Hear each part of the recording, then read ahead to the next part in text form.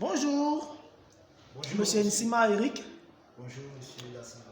Moi, c'est Monsieur Da Silva, Zéhi. Bienvenue à l'émission Fast Food de demain. Comment vous vous sentez?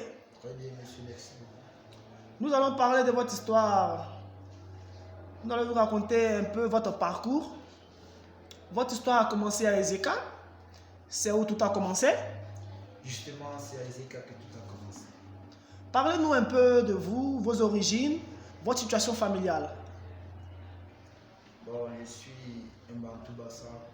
Je viens de la région du centre Cameroun, particulièrement au Nion-Ekele, département du Nion-Ekele, Ezeka, chef-lieu. J'ai grandi à Ezeka. Mes parents ne sont pas contre pas Ezeka. Mon père, il était de Diban. Il est décédé malheureusement en 2004. Ma maman, elle est de Makaï. C'est un petit village aussi, pas très loin d'Ezeka. Donc en fait, je suis natif du Nion-Ekele. Ok. Parlez-nous un peu comment vous avez passé votre enfance. Vos parents étaient-ils mariés? Ben, après, j'avais un père, comme je le dis tout le temps, un père très vaillant, un père très charismatique qui allait au-delà des attentes parce qu'il était polygame.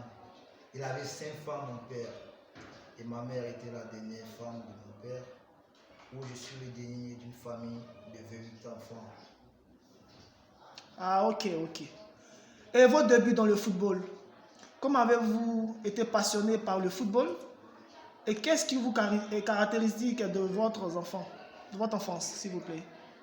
Bon, ce qui m'a caractérisé déjà, mes débuts dans le football, comme je vous l'ai dit, je viens d'Ezeka, mes débuts dans le football sont débutés à Ezeka, au Nion-Ekele, c'est là-bas qu'on a commencé. C'était pendant les tournois que l'école de football des brasseries organise souvent au Cameroun, on appelle la Coupe Top.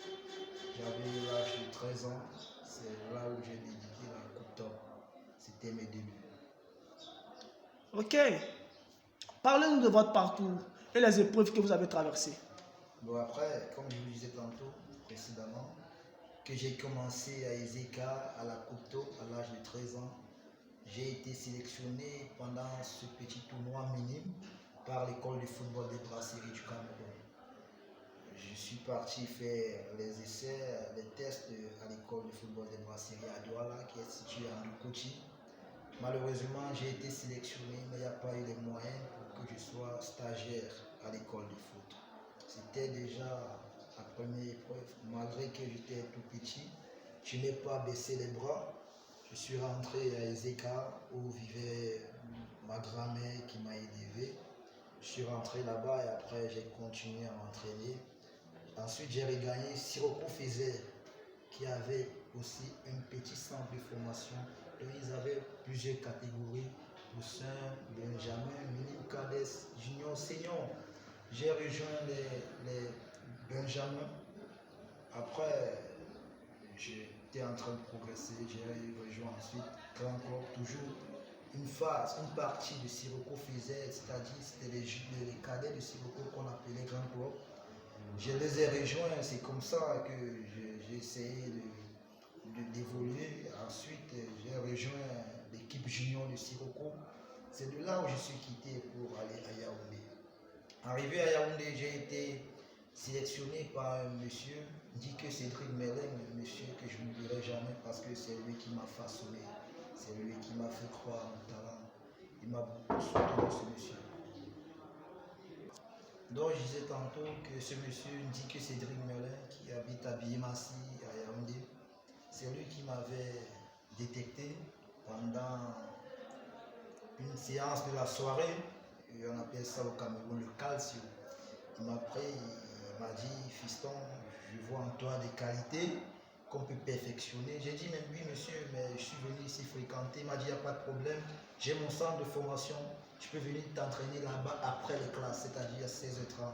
Parce que là, les classes sortaient souvent à 15h et tout le temps après les classes, je partais m'entraîner. Bon, du coup, j'ai rejoint son centre de formation. Après, c'était Avenir Football Club de Yaoundé. Après, ensuite, il était coach principal de Promo Foot de Yaoundé qui était situé en fait à Yaoundé, mais qui jouait à la région à la région du sud, à Ibolova. Du coup, j'ai rejoint Promo Foot. J'étais très jeune, mais on me mettait souvent parce que j'avais cette folie-là, cette folie technique, cette folie de vivacité, cette folie de haine, quoi. J'avais ce courage, en fait, de pouvoir faire la différence. Ensuite, après Promo Foot, je suis rentré à Ezeka, puisque Sirocco faisait le club qui m'avait formé à Ezeka était monté en deuxième division régionale au centre. Bon, du coup, je suis allé, ça a été un bon challenge pour moi. J'ai brillé, j'ai été sélectionné pour l'équipe nationale du Cameroun. Malheureusement, qui n'a pas abouti à la participation à la CAN, parce que vous-même, vous le savez, vous connaissez ce qui ne marche pas au pays, vous connaissez la corruption qui va dans le pays, où ce n'est pas toujours le meilleur qui fait partie des dernières listes, parce qu'il fallait donner une somme d'argent que la famille n'avait pas. Donc du coup, je n'ai pas participé à la CAN junior. Mais jusque-là, je n'ai pas arrêté. Je suis revenu à Yaoundé, j'ai joué à Salam FC de Yaoundé. Bien après, j'ai eu le visa pour le Brésil. Je n'ai pas voyagé pour le Brésil parce que la famille, ma maman, elle vend à Boumibile, elle n'a pas de moyens. Elle n'a pas pu me payer le voyage qui s'élevait à 1 500 000. Du coup, j'étais comme ça, j'étais troublé psychologiquement de voir mes amis qui ont eu les visas comme moi voyager, mais moi, je n'ai pas pu voyager. C'était une période difficile de ma vie, mais j'ai surmonté quand même cette épreuve. J'ai eu le courage, monsieur, j'ai eu le courage de prendre sur moi et de partir aussi me battre du côté de la Guinée équatoriale, où j'ai eu un contrat à San Pedro de la Guinée équatoriale. Là. En deuxième division nationale, j'ai joué, j'étais meilleur buteur, meilleur joueur de mon club. Bien après, ça a été une période d'élévation, mais après il y a eu le coronavirus qui est venu couper tous les ponts, c'était très compliqué. Bon, du coup, je suis rentré au Cameroun. Étant déjà en Guinée, je disais tout le temps à mes amis, quand je vais rentrer au Cameroun, je vais jouer la première division. Les gars me disaient, non, mon gars, tu sais, tu peux rentrer au Cameroun, on sait que tu es bon joueur, mais tu peux rentrer au Cameroun, comme tu n'as pas de soutien, ça sera difficile pour toi de jouer la première division. Parce que nous tous, on connaît, il faut avoir les relations pour percer au Cameroun. C'est pas que le talent qui compte. Je les ai dit avec ma foi, je vais jouer là-bas au Cameroun en première division. Quand je suis arrivé au Cameroun, je suis allé à Mimbomano Sapeur, stade des sapeurs-pompiers de Mimbomano.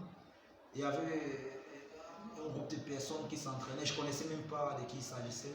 Je suis aussi allé parce que je voulais faire la remise en forme.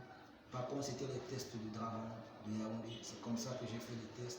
Et tous les jours que le coach notait ses noms, j'étais toujours le premier nom sur sa feuille. Le coach m'a collé, le coach récent du Dragon Football Club de Yaoundé. Donc c'est en bref mon parcours, monsieur Dassila. Ben, voyons. En un mot, en une phrase, définissez-vous. Le genre de personnes que vous êtes, définissez-vous en une phrase, s'il vous plaît. Monsieur Da Silva, je suis la détermination, je suis le travail et je suis la croyance. Je vais vous dire pourquoi.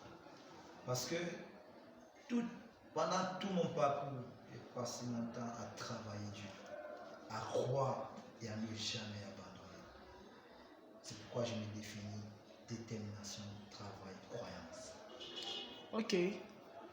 Votre source de motivation? Ma source de motivation, c'est mon histoire. J'ai une histoire très émotionnelle. Une histoire que je ne peux même pas tout raconter juste comme ça pendant l'interview. Une histoire qui sera sûrement écrite dans les livres dans l'avenir. J'ai une histoire très très émotionnelle qui m'a donné le courage de croire que j'ai une destinée qui m'attendait. Et aussi ma maman, parce que ma maman elle a beaucoup subi l'injustice dans la vie. On l'a traité de pauvre, on l'a traité de femme qui n'a rien, on l'a traité de femme qui ne peut rien. En fait, je veux faire l'unanimité, de montrer que moi aussi, que maman aussi peut avoir un grand-fils, que maman aussi peut avoir un fils qui est footballeur professionnel de très haut niveau. Donc c'est ma source de motivation, ma mère et mon histoire. Ok. Quels sont vos objectifs pour les prochaines années? Bon, mon objectif principal en fait, c'est de décrocher un très grand contrat les mois qui suivent. Aujourd'hui, je suis à la zone arabe et je pense que Dieu va bénir. Je vais décrocher un très grand contrat les mois qui suivent. Là, c'est l'objectif à court terme. L'objectif à long terme, c'est de mettre les chances de mon côté afin que je puisse être au sommet et me maintenir au sommet. Maintenant, l'objectif à long terme, c'est celui-là, d'être un jour appelé dans mon équipe Fagnon, l'équipe nationale de mon pays, le Cameroun. Ok. Ok, quel est votre plus grand rêve en tant que footballeur? Ouais, je le disais précédemment dans mes derniers dits. Je disais tantôt que mon plus grand rêve, c'est de jouer à l'équipe nationale du Cameroun. Et je vous rappelle, nous sommes en 2022 aujourd'hui. Je pense qu'aujourd'hui, c'est le 1er février 2022. Serrez mon témoin, M. Da Silva. Je compte jouer la Coupe du Monde 2026 avec mon pays, le Cameroun. Je vais vous montrer une preuve parce que j'aime beaucoup mon pays. Je compte jouer la Coupe du Monde 2026 en défendant ses couleurs. Ok. C'est quoi vos plats préférés? Ouais, il y a beaucoup de plats chez nous. Chez nous, tu sais, nous sommes des Bantous. Il y a une meilleure cuisinière. Nos mères, même pas nos femmes, parce que c'est nos mères. Nos mères sont les meilleures cuisinières. J'aime beaucoup le mbongol, mais je préfère le coq. Le coq. Ok. Ok. Avant-dernière question. Quel est votre secret et le conseil que vous donnez aux autres joueurs jeunes qui veulent devenir stars comme vous? S'il vous plaît, je n'ai pas bien su, vous avez dit? Et quels sont vos secrets et conseils que vous pouvez donner aux jeunes footballeurs comme vous, qui décident de devenir professionnels comme vous? Déjà, mon secret, c'est le travail et la croyance. Toute ma vie, je l'ai passé dans le travail et la croyance. Le talent, il y est. Mais on ne peut pas se baser que le talent. Monsieur Da Silva, vous êtes d'accord avec moi? Oui, bien sûr. Parce que le talent, on peut l'oublier. Mais le travail, on ne l'oublie pas. Quand tu travailles, Dieu récompense uniquement les efforts. Je suis obligé de me baser sur le travail. Donc le conseil que je peux donner aux jeunes qui aspirent jouer au plus haut sommet, comme moi, c'est le travail, c'est de croire et c'est de rêver. C'est de vivre son rêve. Parce que c'est dans le rêve qui viendra la réalisation. C'est de croire, c'est d'être déterminé, c'est de ne jamais abandonner. Parce que M. Da Silva, comme vous pouvez le savoir, vous ne connaissez que tout le monde. Comme vous pouvez le savoir, j'ai traversé beaucoup de difficultés dans ma vie. Mais je n'ai jamais renoncé. Donc, en un seul mot, il ne faut jamais renoncer. C'est le conseil que je peux donner à mes jeunes frères. Ben, merci, monsieur Eric Sima, Merci. d'avoir participé à cette émission. Merci beaucoup, monsieur. Je vous rappelle que c'est un plaisir pour vous de vous avoir reçu aujourd'hui. Plaisir et partage. Déjà en 13 minutes, je pense qu'on a connu un peu tout de vous. Merci. Ça sera un plaisir de vous recevoir une prochaine fois sur notre plateau télé. Merci beaucoup, monsieur Da Silva. Ok, bonne journée à vous et que Dieu vous protège. Merci beaucoup. C'était l'émission Fast Food de devenir de demain. Bye bye. Merci.